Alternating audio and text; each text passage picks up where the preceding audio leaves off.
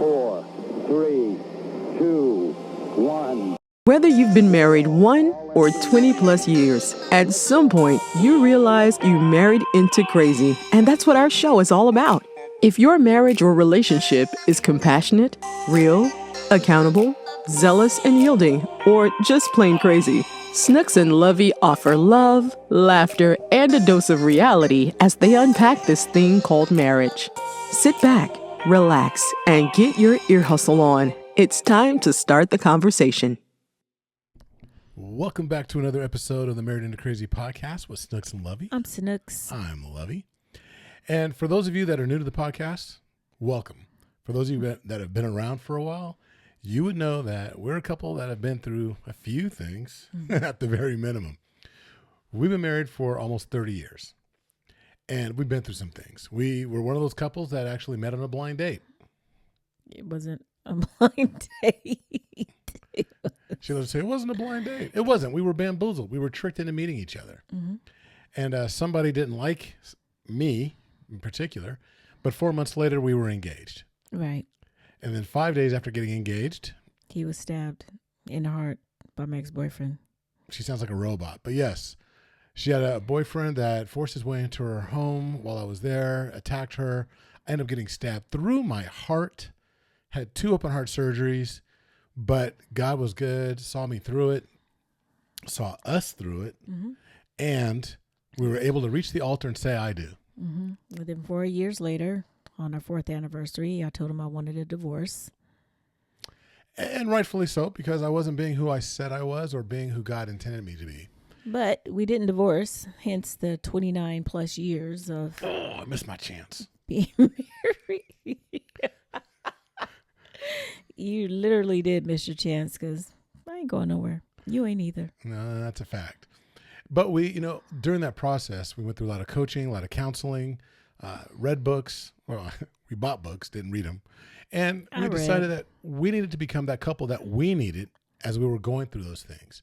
So through a long list of different things that we did, we got certifications, we went through coaching, we did get counseling, but we also found different ways to pour into ourselves and realized that as we were going through that, people saw us, that knew our story, and they started coming to us and asking for assistance in living rooms, at churches, and just talking with couples. And so that's what made us decide to become marriage educators / coaches and get all of our certifications. We are level 1, level 2 certified in the Gottman couples therapy. We've got those behind us. We've also got a variety of different DISC trainings, got 3 different certifications with Intermetrics, Dr. Eric Thomas's flight assessment, as well as Wiley's everyday DISC as well. So, and we use DISC as a big part of what we talk about, what we do in our coaching, layered with being married into crazy. And crazy stands for? Compassionate, real, accountable, zealous, and yielding. And it's those different things layered on top of each other that give us our authority and our authenticity and what we've gone through. You layer that with all of our experience, and we bring you other couples. We bring you a variety of individuals that have gone through some things that have unique perspectives on the covenant. As you know, we've been going through a interfaith series. We've had couples of different faith talking about how they have made it work, how love conquers all, so to speak. Mm-hmm. It didn't come without challenges, but yet they still did it. We brought you subject matter experts. We brought you sexologists. We brought you people talking about journaling and how that actually brings you together. We brought you all kinds of individuals with a variety of different backgrounds, but all of them pour into the covenant of marriage. Right. And to that point, we just had our 2nd annual Married into Crazy Winter Ball and Marriage Conference. We don't have sound effects. Woohoo! I was like, the crowd goes wild. Yeah. No, and it was fun. It was amazing. You want to talk about it? Amazing. It was amazing. It was a lot of fun. It was a lot of work. But Friday night, dinner, diamonds, and dancing in whatever order. So, people came out and they had on their finest denim and their flashy diamonds. And we did a lot of dancing. It was great. We had a great DJ Nointed. Mm-hmm. And then Cree, who's one of the original Chicago Steppers, came out and she led everyone in soul line dancing. And we had some great food. that was catered by Koncrete Kitchen, Chef Ray Sean out of Sacramento, as well as Louisiana Heaven. And it was great. Everybody had a great time. Lots of dancing, a lot of fun, a lot of fellowship. And we loved seeing couples from so many different backgrounds that were merging together. And what I loved was that there were some couples that just didn't know anybody else that were there. About 40% of the attendees were returnees from last year's conference.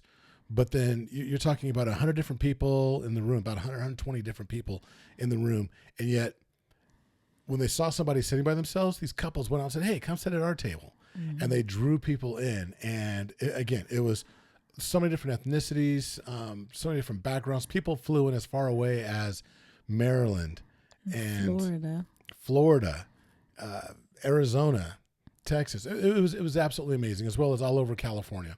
So it was a blast, and it set the mood for the next day. Yeah, for Saturday. So Friday night was the party, basically the big date night, and then Saturday was more like the nuts and bolts for the teaching sessions, what have you. We had 4 different specimens. We had 4 different speakers, and we did an activity. We had vendors there, but the speakers really talked about just different things that affect marriages. Devon was the first speaker with Thorns and Roses. Right. We talked about the building a business together, the thorns and the roses. Mm-hmm. Right. And about, it really went in kind of deep on the beauty of what they do. So Devon is the creator. He and his wife are the creators of Black Wall Street, the board game. Mm-hmm. And you can actually check them out over at playblackwallstreet.com. I think it's playblackwallstreet.com, and see what they're doing. And they've been around. They've had some amazing success. But he talked about their journey when it comes to entrepreneurship and building something with your spouse. He talked about all the great things, but he also talked about all the things that weren't so great. Mm-hmm. And what was amazing was that one of the couples that was in the audience, who I had never met before in my life, they had heard through the grapevine about the conference, and they came. And when I got into a conversation with the husband, come to find out that the husband has a PhD in applied business or something like that. And he was just saying that it was a blessing to actually hear Devon talking about business and building it. And he goes, because that's exactly what he teaches. This guy's a doctor in, I forgot, mm-hmm. It's like I said, applied business or something like that. And he was just saying that everything he said was on point. And he goes, and even in a couple's ministry, which he actually oversees at his church, was saying that he works with couples and has a tendency to let them know that, hey, you know what, these things are real. It's not always going to be all sunshine and unicorns. So one thing that, and I'm looking at my notes here, just something that I really found interesting from Devon when he talked about discovering what your niche is. I think a lot of people probably have a problem with discovering what their niche is. I feel like I still do sometimes. But there were 4 different areas. This is what are you good at, what you love, what the world needs, and what you can get paid to do. And that was just like, wow, because I never think about what the world needs. I think a lot of times people may just look or just think of like, what are you good at? What do you love to do? And what are you good at? But taking it, that's the next step. Not even the part about what do you get paid, what you can get paid to do. Because obviously if you're building a business, you want to have some type of monetary, compensation.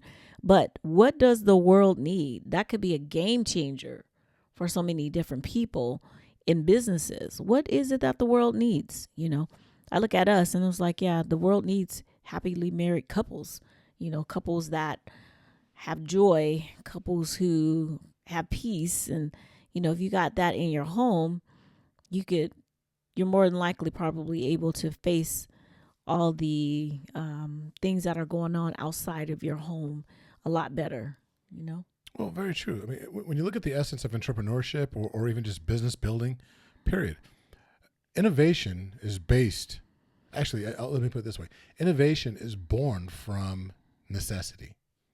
There are a lot of things that we actually have that are considered innovative or interesting or absolutely needed, and it was born from a necessity. people need certain things. When they look around and the thing that they need doesn't exist, the innovation isn't just creating it from something very basic to something very, technologically advanced. You take a look at Spanx, right? So you look at, I think it's Sarah Blakely, started Spanx, not because things out there didn't exist. It was that what she needed specifically didn't exist. And she was like, wouldn't it be great if we could just have something that did this? And so them tight girdles. Right. So she got some pantyhose and cut them up and this, that, and it's like, this is what I need, and developed a prototype based on her specific needs because she couldn't find the right thing. Same thing with Crocs. I mean, some of the most, what people make fun of or take advantage, or I should say take for granted, were sprung from just the need. You look at those little tchotchkes, those little things that go on Crocs, the little charms.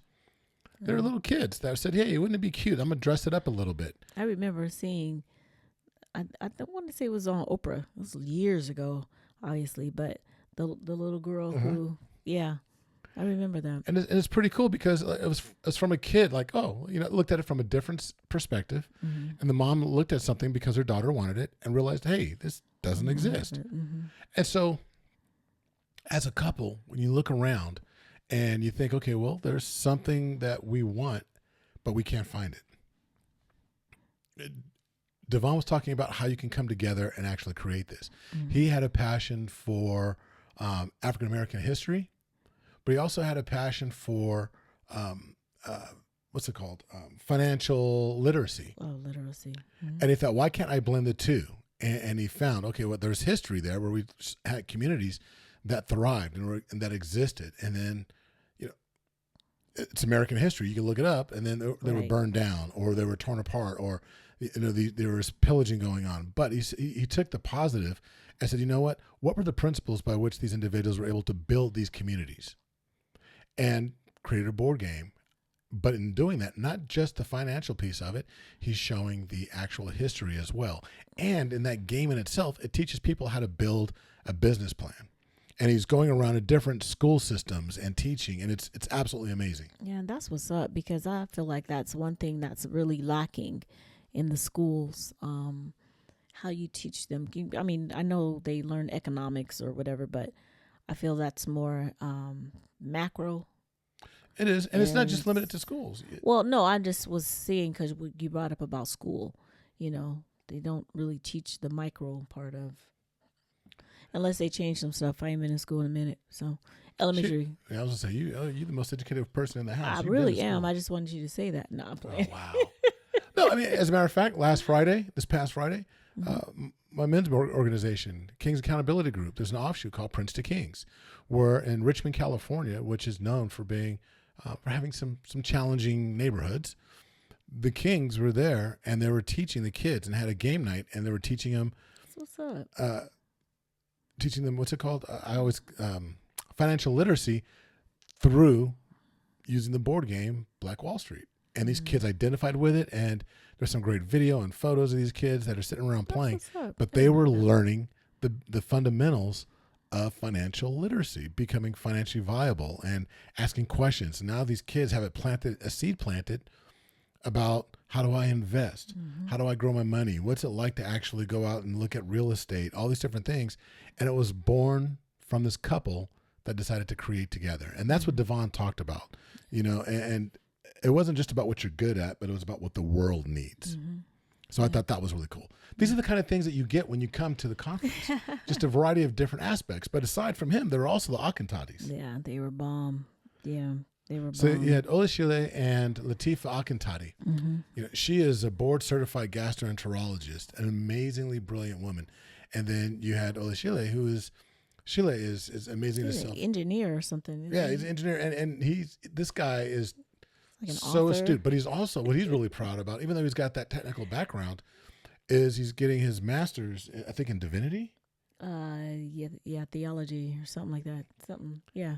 And they were amazing because they talked about how to build an uncommon life. Mm-hmm. Yeah. And in doing that, they told a story about how, as accomplished as they were, mm-hmm.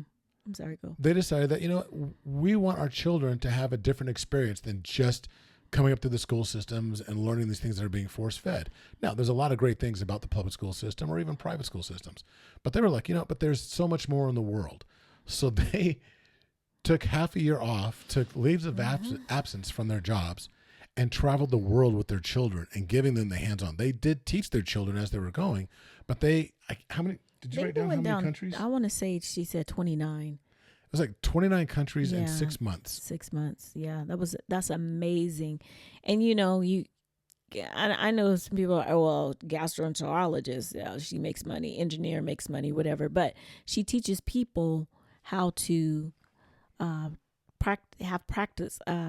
practical steps on having an uncommon life, because that's not a common thing for a lot of people to take a sabbatical for 6 months, take your kids out, and y'all just up and we gone. And just that learning part of it. Yeah, it's fun to see it in pictures, but to see it in real life is amazing. And I know this firsthand only because I remember in 2018 we went to Italy, and when I was in school, I studied Renaissance art and all the art from over in Italy. So when we saw some of the photos that I saw in the books, I was almost in tears. Not photos, the actual paintings. I mean, I'm sorry. Well, when I seen the actual paintings and the statues and stuff like that, when I was able to see them in real life, what I saw in the book, it was amazing to me. And I was just like, wow. So that's as an adult, but as a child, I feel like they're more excitable as children, but to be able to have that type of experience, that's something that they'll never forget. Absolutely. Look, I didn't study Renaissance art, but I cried when I saw David, the statue of David. It was just, it's unbelievable. It's unbelievable. But to give your children the opportunity to go firsthand, be able to see these things, but put it into context as well, that you're giving the narrative. It's not the narrative that is actually being shared necessarily through the school system, because some things these days are getting a little twisted and changed around. But to actually give a true narrative of the history that's unbiased, that is actually just, this is what happened, this is where we are, and this is the history behind where we're standing. Right. And it's interesting to be able to do that. But yeah, Latifah actually teaches. She has a program. You check out her podcast. It's called Money Fit MD, and they have another podcast together. And I apologize for not remembering what it was. It was them as a couple, but they do a lot of different things. And Latifah teaches doctors financial literacy as well, and helping them to understand that just because you make a lot of money doesn't mean you need to spend a whole lot of money. And they're showing them how to actually not just build wealth, but build to hold on to it and make it generational. And what she shared with us were practical ways to build that uncommon life, not just through the travel and family life, but the things, the steps you need to take, and the biblical principles behind the actions you were taking in order to have the sustainable life and really create a legacy, if you will, for your children and your children's children and so forth. So, and real quick, everyone knows SMART goals and stuff like that, but she had a little different twist on it. So specific, measurable, aligned with who called you to be as a family, who you're called to be as a family. And in parentheses, I said audacious, because she said you got to be audacious. Which is my word for 2026. Yes. Reasonable, based on the season in your life. Time bound, and then there was an E, SMARTE. The E is for emotionally grounded. So I was like, whoa, that was good to just really tie it in, because sometimes we have, we do the SMART goals, but how emotionally grounded or tied am I to them, or to that thing or whatever. Let's just touch on each one of those really quick. Specific. Knowing, instead of doing so many different things, figure out what it is, what's most important to your family, to figure out exactly what your actions should be. Be very specific about the actions you're taking. We always say being intentional. That's just another way of saying being specific. Measurable. So, look, you can only change what you can measure. And if you can't measure something, then you really don't know the outcome. You don't know, like, from point A to point B, how long did it take to actually get there? What do we need to do to get from where we are right now to where we are there? So there has to be some measurable, key performance indicators, some indicators of some sort, so we can ensure that, okay, we do know that we're moving in the right direction. Mm-hmm. Align with who you're called to be as a family, and in parentheses, audacious. Well, the audacious part I really love, because you have to have the audacity. Sometimes that's taken the negative connotation, but I'm living in the positive connotation in that word this year. Having the audacity to believe that you truly are a son or daughter of the Most High God, and know that the things that God has planned for us was meant for us, and to have the audacity to believe that as long as I'm doing this for God's glory, that too can be something that I can be a great steward of the things that God has here on earth for us. But understanding that and knowing that everything I do is going to be aligned with who God says that I am, not what the media says, not what the music or the latest movie or TV show or whatever it is telling me, not what my local government's saying that I am. I am being exactly who God says I am, and finding that alignment allows me to be exactly who we're supposed to be. Reasonable based on the season in your life. Ooh, that one probably hit me the hardest. Yeah. Because we go through things. Yep. And we think that if you think that the goals that you had 5 years ago are still the same goals now. Now, if you're working towards something and you're building, that's one thing.